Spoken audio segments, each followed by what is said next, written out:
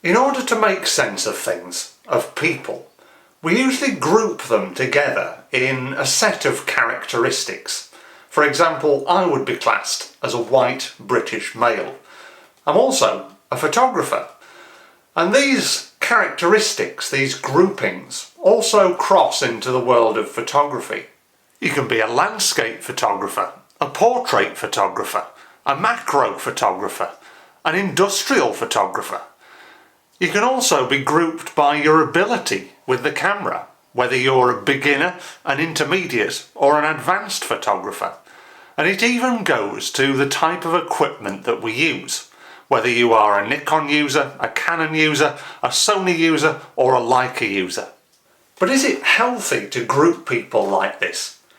Join me for this latest episode of Thinking Photographically, as I ask the question, what type of photographer are you?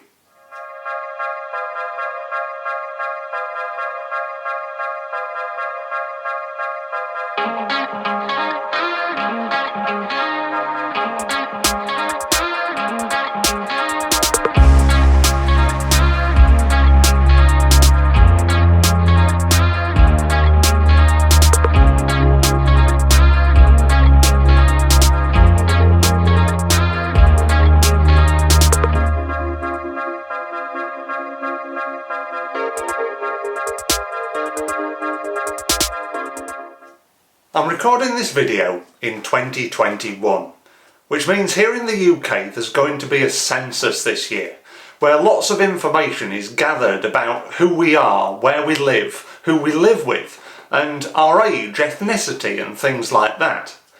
In years to come, our ancestors can look back at this information and generate stories about who we were as people, way into the future. You could say that gathering this group of characteristics about us as people can go a long way into determining how other people see us. Now I'd like you to imagine that instead of it being a national census, there's going to be a census on photographers. And if you were to put this information down, what would you share that would tell your ancestors in years to come about your style of photography and the type of photographer that you are? When we're asked what type of photographer we are, our automatic thing to turn to is the type of photography that we make. So you can say that you're a landscape photographer or a portrait photographer, a macro photographer, or even a wedding photographer. But sometimes that can do us disservice. I would say that predominantly I'm a landscape photographer, but I've also been known to do some property photography for commercial purposes. I teach a whole range of different subjects and styles on my photo walks, and I wouldn't say that I'm limited to just going out and photographing landscape scenes. If on this hypothetical photography census that we're doing, I put landscape photographer down as my profession, then ancestors in years to come would get a completely wrong story of what actually my photography is about.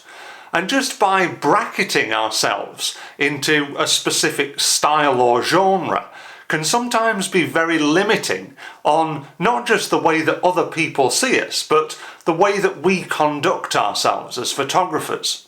If we say I'm a landscape photographer, then if I suddenly take a photograph of a person and post that to Instagram, I might think, well, my Instagram account's not looking consistent, therefore I can't take that portrait photograph because it's not me. We could be missing out on lots of excellent photography opportunities just because we think we should be doing something that we've bracketed ourselves into. One of my pet hates in photography is when people label themselves based on their so-called ability with the camera. I get people on my photo walks that say to me, "Go easy on me, I'm just a beginner." But what is a beginner photographer? Is it somebody who's just picked up a camera for the first time that morning? Is it somebody who's been taking photographs for 6 months to a year and still getting to grips with photography as a medium? Or is it somebody who knows all of the stuff but has just bought into a new camera system and is using it for the first time and getting used to it? Even more worrying is when somebody says, I'm an advanced photographer. When you're an advanced photographer, it sort of gives the feeling that you don't have to learn anything more, you know it all. But I don't think that's possible in photography, because technology is always changing. We're always faced with new opportunities to make different photographs. So if you're an advanced photographer and think, I don't need to learn that because I know everything already, then that can be detrimental in terms of your personal progression as a photographer. Okay, so sometimes it can be useful to label yourself as a beginner, intermediate or advanced photographer when it comes to finding resources to be able to take you to that next level. If I had just picked up a camera for the first time that morning, I wouldn't go straight onto YouTube and search for something about reciprocity failure or something like that, because I know that I need to learn some other things before I get there. But what I do on my photo walks is that I help people to learn together as a group. I don't say that one specific session is for beginners and another one is for more advanced photographers. I pool everybody together, because if we can learn from each other practically, then to me we become much more rounded, stronger photographers, rather than just thinking I'm a beginner and I'm just going to sit in my bubble, or I'm an advanced photographer, I know everything, I don't need to learn anything else. Another way that we like to bracket ourselves as photographers is by the type of equipment that we use. You'll often hear phrases like, I'm a Nikon man, or she's a Canon girl. It can also come down to the expense of the equipment that you're using, whether you're using the latest up-to-date camera body with umpteen various different lenses, or just a point-and-shoot throwaway film camera, for example. The truth is, when people look at your photographs, unless they're really scrutinising them, they're not going to say, well, that was taken on a really expensive camera and that was taken on a budget camera. They're going to judge you as a photographer based on the image, what's in it, the subject matter and how it's composed. So ultimately, as I say in this video all about what does your camera mean to you, the camera is basically a tool, and it's our brains and our eyes that work together to make us into the photographers that we are. So if I fill in this hypothetical photography census, I would say that I'm a photography tutor and a photographer. I would say I'm a landscape photographer. I am sort of intermediate to advanced. I suppose I have to know quite a bit to be able to teach photography in the first place. And I'm a Nikon user. But think of that on an immediate level, in terms of somebody coming to do one of my photo walks. There might be a portrait photographing Canon user who has only just picked up a camera for a few months or so. They're going to look at my profile and think, well, he uses Nikon, he's a landscape photographer, and he's intermediate to advanced. Therefore, what he's going to teach me is not going to be relevant to what I want to know. But the truth is, my photo walks cover a whole wide range of different photography styles. Although I'm a Nikon user, it doesn't mean that I don't know how to work Canon cameras or Leica cameras or Pentax cameras. And because I'm intermediate and advanced doesn't mean that I can't speak to people on a beginner's level.